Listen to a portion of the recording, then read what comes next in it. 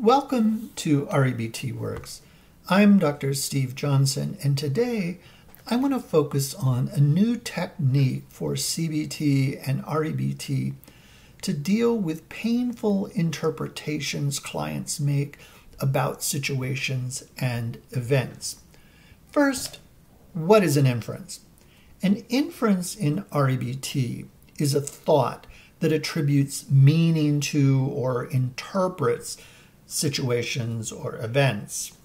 Inferences are considered to be either true or false, or the truth value is simply not known. For example, in the case of anxiety, the client interprets a situation or event as some sort of threat to the self or threat to the comfort level desired by the individual. If the client interprets the situation or event as a threat, when there actually is no threat or not realistically or probably a threat, or not the degree of threat that is inferred by the client. And in addition, there are some unhelpful beliefs about the inferred threat that the client has, then the result is that the client will needlessly experience anxiety. So what? Well, anxiety can be very painful, and because the behavior that is often associated with anxiety is avoidance, that avoidance can inhibit the client from attaining the client's desired life goals. The good thing is that both CBT and REBT already address inferences, although they do that in somewhat different ways. For example, in CBT, we might have the client assess the probability that the threat will occur, whereas in REBT, that model will tend to have the client assume that the threat does occur and then challenge and replace the associated anxiety-producing beliefs with more functional beliefs. Both of those, the CBT strategy and the REBT strategies, are both good strategies. However, what we often see is that some clients repeatedly hold inferences about threats, maybe about losses, about violation of ethical or moral principles, or maybe even being negatively evaluated or shunned by other people. And when these are attached to habits of holding unhelpful beliefs about those inferences, the result, as I've said, is emotional disturbance and dysfunctional behaviors. Another thing to consider is that a client can rigidly hold or rigidly form and hold inferences without assessing whether the inference is even true, or what other possible interpretations or events might also be true, interpretations that are not so associated with painful emotions and dysfunctional behaviors. The technique I have developed is really an application of a heuristic that's used in writing to help an individual who is just stuck, something that we call writer's block, or the writer can't write about a subject from varying standpoints, viewpoints, or perspectives. The technique I'm talking about is called cubing.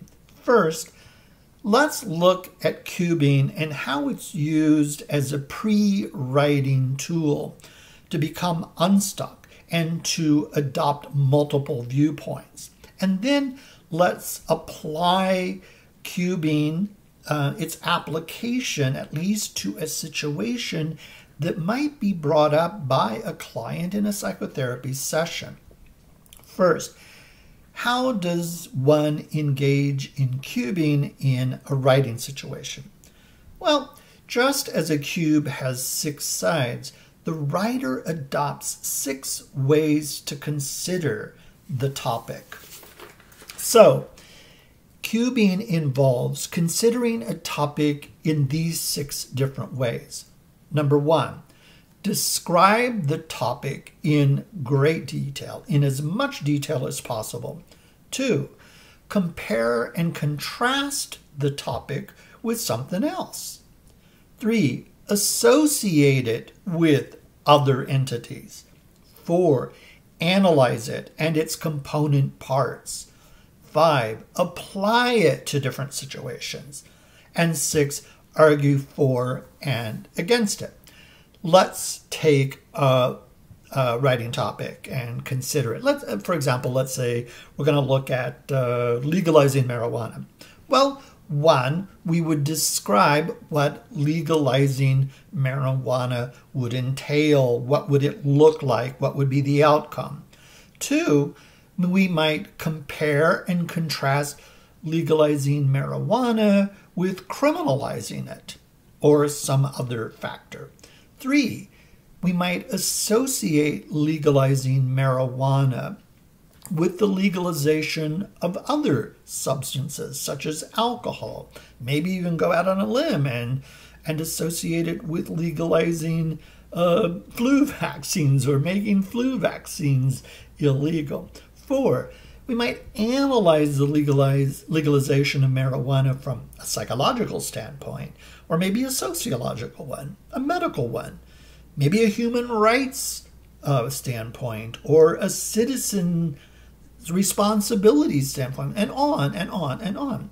5, we might apply the legalization of marijuana to different groups or ages or people of different legal status. For example, maybe someone who's on probation after committing a crime, or someone who is no longer on probation after committing a crime. And 6, we might argue for the legalization of marijuana and argue against it with all the reasons supporting our arguments for and against it. So you see, can you see how this might help the individual who's stuck, the individual who has writer's block, so that they can overcome that and begin at least to put pen to paper and begin to write something that may actually end up developing into an essay, a paper, or etc. Maybe even a research project. Now, let's consider cubing and how it might be used with a possible client who is angry that his boss just fired him. Well, 1, we might have that client describe the event as though the client was a fly on the wall, or as a camera would take a picture of that event without using emotionally loaded words. 2, we might have the client compare and contrast getting fired with other negative situations or events, such as getting diagnosed with terminal cancer, or having a loved one die, or having your house and its contents burned to the ground, and on and on. Perhaps we could have the client associate it with other threats the client has experienced in life and their outcomes, the positive outcomes, the negative outcomes, or maybe even the unexpected outcomes. We might have the client analyze getting fired. For example, what were the signs, if any, that firing was coming? What factors may have contributed to it? What is the financial health of the company? What are larger social contributing factors, such as maybe an economic downturn, a recession, etc.? Or we might have the client apply it to others who have gotten fired, and see if there are any patterns, what the client needs to address, to deal with it with respect to finances or health insurance, or getting a part-time job, or seeking help from others, and so forth. And finally, we might have the client argue for and against getting fired. Now, I know that kind of sounds strange, but what we might have the client do is look at how getting fired might be a mix of both threat and opportunity. Clearly, it's perceived as a threat, but in what ways might it be an opportunity? Does it help you seek a job that's, better suited for you? Maybe It permits you to learn new skills or gain new knowledge and so forth. See how the process complexifies the situation and opens up opportunities where there was only perceived threats before. Perhaps it opens up the client to see potential gains as well as losses, or opens up the client to develop the ability to see what really matters in life. When push comes to shove, what values are the most important values to them? Thus, it may help the client develop more cognitive flexibility when before they were more rigidly clinging to one inference. So, thank you very much for listening, and please join us for other REBT Works podcasts where we'll explore other techniques to help with inferences, beliefs, dysfunctional emotions, helpful behaviors, and explore a number of other interventions. Thank you so much, and have a good day.